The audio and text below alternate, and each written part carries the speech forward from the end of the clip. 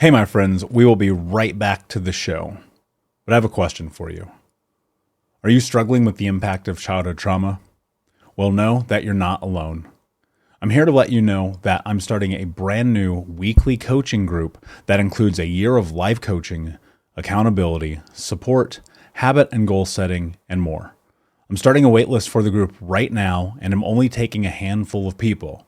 And I'll let you know that through this personalized coaching, we'll work together to help you understand how your childhood trauma has shaped your beliefs, behaviors, emotions, and will help you create a roadmap for healing and growth. Right now, you can schedule an absolutely free coaching session with me and get put on the wait list if you go to thinkunbroken.com.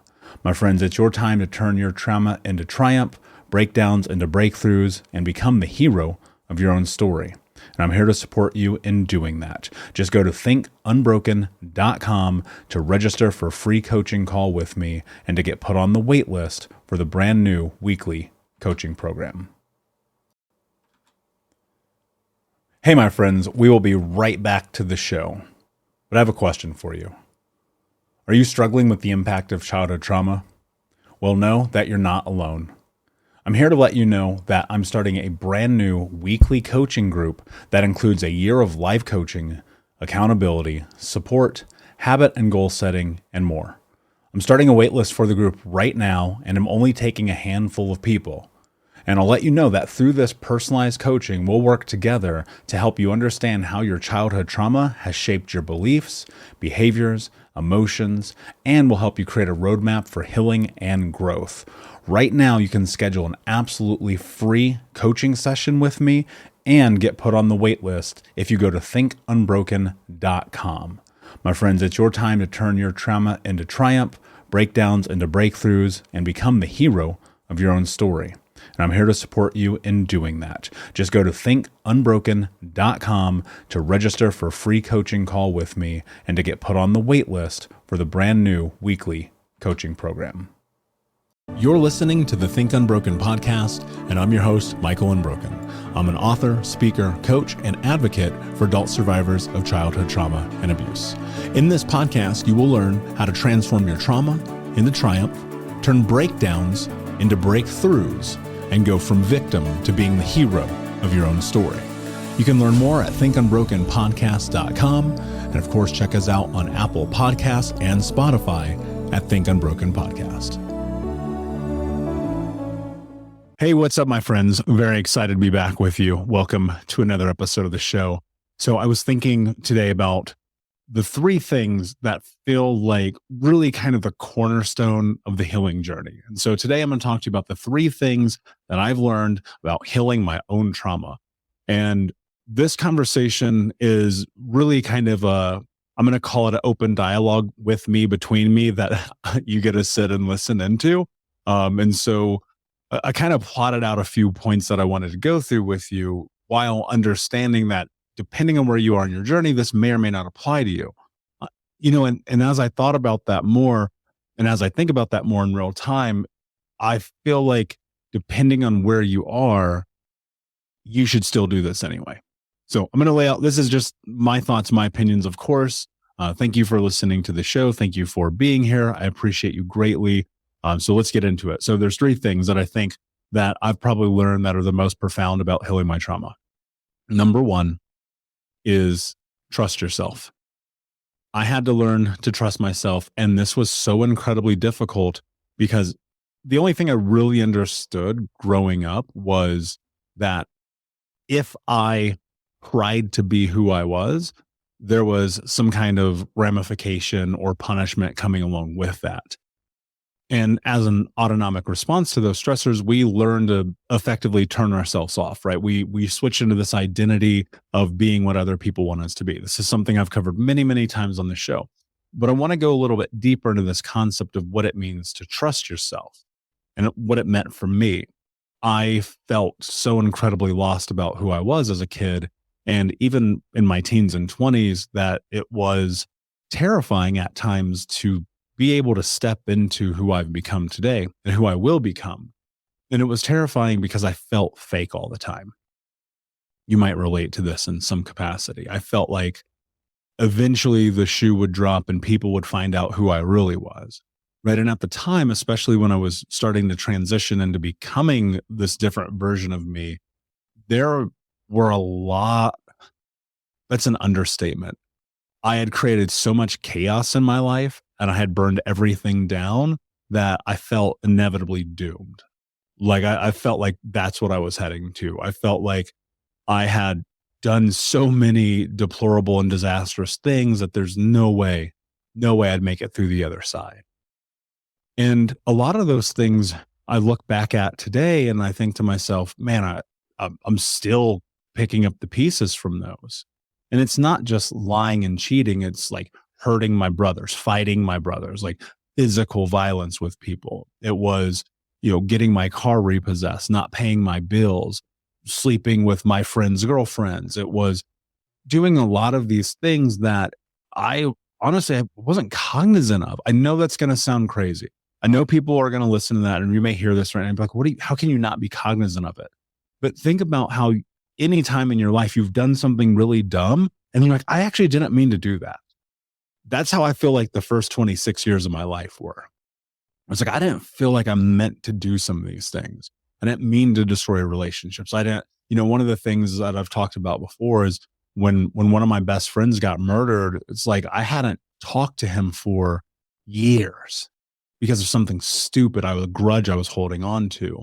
And so I'm in this journey and I'm starting to heal. I'm starting to go through the paces. And the only thing I can ever think to myself is like, oh, actually what's happening here is that I'm trying to become this other person, but all of my truth is going to come out. And that was true. And it did. And it has. And I think about this a lot. At some point in this journey of mine, there will be more truth that exposes itself. And I will face that. And I will sit in it and I'm like, yep, that's what I did then. That's what I did 26 years ago, 20 years ago, 15 years ago, 10 years ago, 7 years ago, a year ago, right? We're always on an evolution and a journey. And so this idea and concept about trusting myself was a dichotomy versus feeling like, how do you trust yourself when you've burned down everything around you because you've been told that you're worthless, you suck, you're a piece of shit, you've been locked in closets, beaten, all of these things, right? And so what effectively started to happen is I just said, let's see what happens. And I was willing to step into a lot of discomfort. And in that discomfort, I started to trust myself more. And that discomfort started first with telling the truth. And that was the hardest thing that I did. Like even to this day, in a lot of capacities, being honest, especially when it's very, very, very difficult, ending a relationship, walking away from a business partner, closing down a business, not doing something because I feel like it's not in alignment with me, even though it's someone I care about.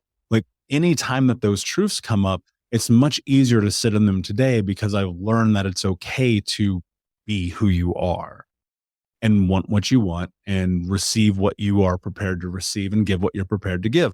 And so I just started telling the truth. That was it. And it sucked. Like it sucked massively. I remember one time I went and I called one of my brothers and I was like, can we just talk? And he's like, F you.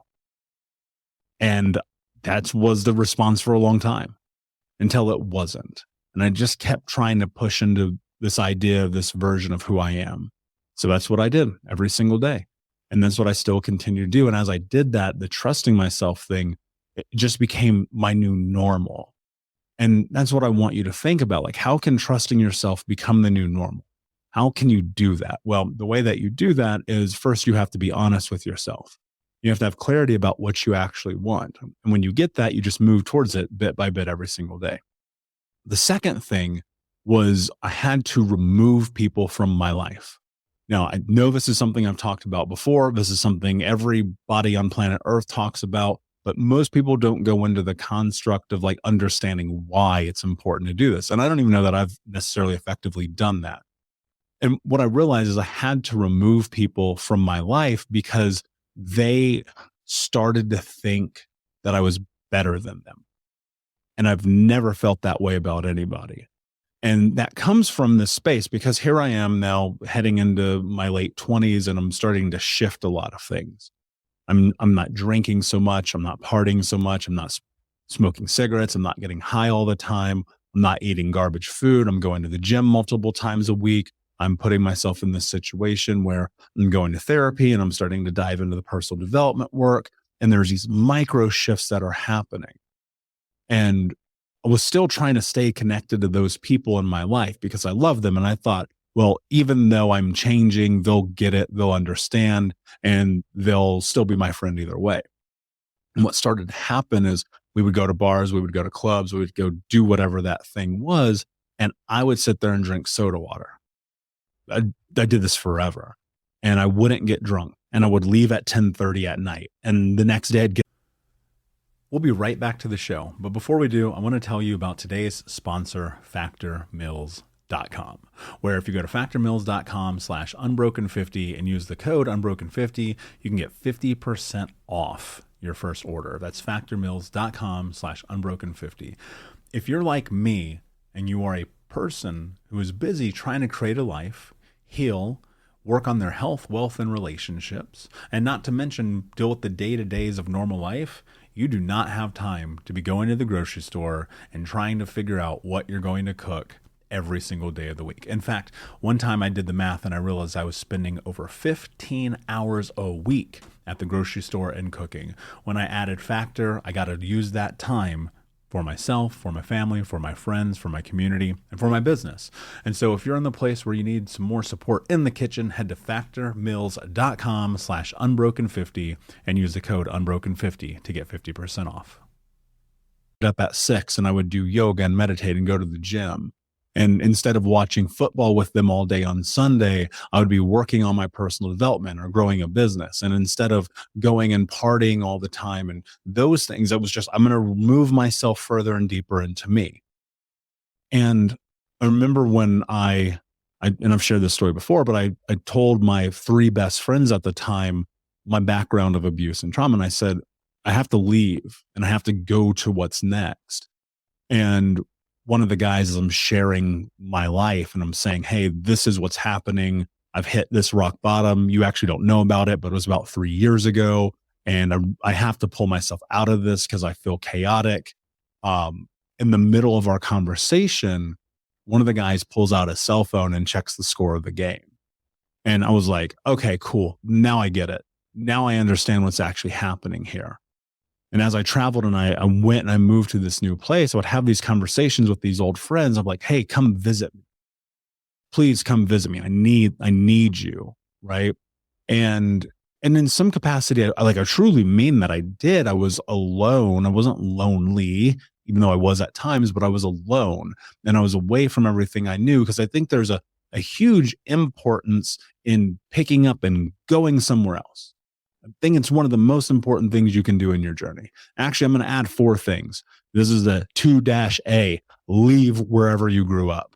Pack your shit and go. It will change your life forever. I promise you this. And so I'm calling these guys. We're having these conversations. I'm like, please come visit me. Just see where I'm at. Come and experience this different version of my life. Not one of them. Let me rephrase. One did, but he happened to be in town anyway. It wasn't, I don't know. I'm glad that we got to spend time together. I won't go down a path of a lot of other things, but anyway. So I've realized I had to start cutting those people out of my life, and I did entirely. And there's times where I think probably just because of the social nature of what we are as humans and our vast curiosity, I'll pop onto social media and I'll see what they're up to. And it's like, yep, they're doing the same thing. Literally doing the same thing as 13 years ago, 10 years ago. I'm like, nah, I'm good. And you have to be able to give that to yourself. And I never felt, and I still don't feel, even today, even in my circles today, like I look at the people in my life and they're so incredibly different. Personal growth oriented. They're fit. They're healthy. They're not big drinkers. They're not big smokers. They travel the world. They speak on stage. They bring value to people's lives. They run their own businesses. They're very much where I am. Right. And that has held a lot of power in my life because then they get it, right? If I go talk to my old friends and I was like, hey, this is where I'm at, they'll be like, I don't understand. And that's okay. And they don't have to understand. And this is the thing about removing people from your life. They don't even have to understand why you're doing it. You do, though. And that applies to, again, relationships, business partners, career, to the people that your kids play with. I mean, all of the things, like, it sucks. I'm not going to lie. It sucks because there's times I miss, like, I'll never be like, I don't miss that lifestyle. The jet setting to concerts and partying and getting stoned and random hookups and that whole thing. There's always a part of me where I'm like, that was a really interesting time, but it was chaos. It was chaos, and it's not what I want because it doesn't move me towards my goals and it doesn't give me the ability to show up every single day. And so when you're removing people from your life, you have to understand, like, you're doing it for you, not against them. And on a long enough timeline, that plays itself out, and you see it happen all the time. And number three, which is probably arguably the most difficult thing that we do, is we let go. Eventually, you're going to have to let go. Eventually, you're going to have to look at all the things in your life, assess them, heal, do the work, get the coach, get the therapist, push yourself into places that you've never been, get uncomfortable, travel, all of that stuff. And at the frame and baseline of all of it, you're going to have to let go. Let go of everything that has held you back, all the old identities, all the old people, all the old abuse, all the everything. You're just going to have to let it go. And that's what I realized. I was like, oh, I'm carrying this. It's like, I teach this to my clients all the time. If I gave you 1,000-pound backpack, how long would you carry that around with you? At what point would you make a decision to put it down? And that's what I realized. I was like, my finger, everyone knows this story. My mother cut my finger off when I was 4 years old. Right. And I carry that. I carried it forever. And I would hide it. I would literally, like, tuck my finger under my other fingers. I would hide it. Their shame, the guilt of it, even though I'm not responsible for it. And when I let go, what I realized is I could turn that scar into my very superpower. And that's what I did. And that's what I've done. And that's what's allowed us to help people. And at the end of the day, when I think about letting go, it's not necessarily like, it's definitely not, let me rephrase it. It's definitely not pretending that the thing that happened didn't happen, because that's nonsensical. That's not going to help you. What it is, it's about giving yourself peace and freedom. And in that, you'll find love. Self-love first and foremost, but then you'll find love of the world. You'll discover things aren't as bad as you think they are. And life will become this really beautiful journey for you. And that's what has happened to me, because as I've let go, I've realized I can step further and deeper into my dreams, into the ideas of the person that I want to be, and I can show up living life on my terms. And if you have the willingness to do that, it's incredible what happens, because ultimately now in this space of freedom and love and exploration, you're in truth, like real truth. And you can start asking yourself hard questions. Did I show up today? Did I live life on my terms? Did I execute the game plan? Was I a great brother, mother, sister, boyfriend, girlfriend, husband, wife, lover, friend, community member, supportive human being, business owner, boss, leader, right? And you can start doing inventory. Did I spend time where I said I was going to spend time? Did I follow through when I said I was going to follow through? Did I do all these things? And what happens when you get to this space, you start to do it without shame and guilt, and instead in curiosity and responsibility and accountability. And it's one of the most beautiful things that happen. So for me, those are the three most important things that have come to mind that I've learned about healing my trauma. It's trusting yourself, removing people, and letting go. My friends, thank you so much for listening. It means the world to me. Do me a favor, be an action taker, not a consumer. Go and leave a review for the podcast on Apple Podcast or Spotify. Check us out on YouTube. If you just search Think Unbroken, come and subscribe, because every time you take one of these actions, you're helping other people discover this information, which will help change their life. And so that makes you a part of something really big and very, very special. So until next time, my friends, be unbroken. I'll see you. Thank you so much for listening to Think Unbroken. Please share this episode with someone who could use it and help us move forward in our mission of ending generational trauma in our lifetime. And if you would, please take 5 seconds to pop on iTunes or Spotify, hit that 5-star, leave a review. And you can also reach out to us on social at Michael Unbroken or at Think Unbroken.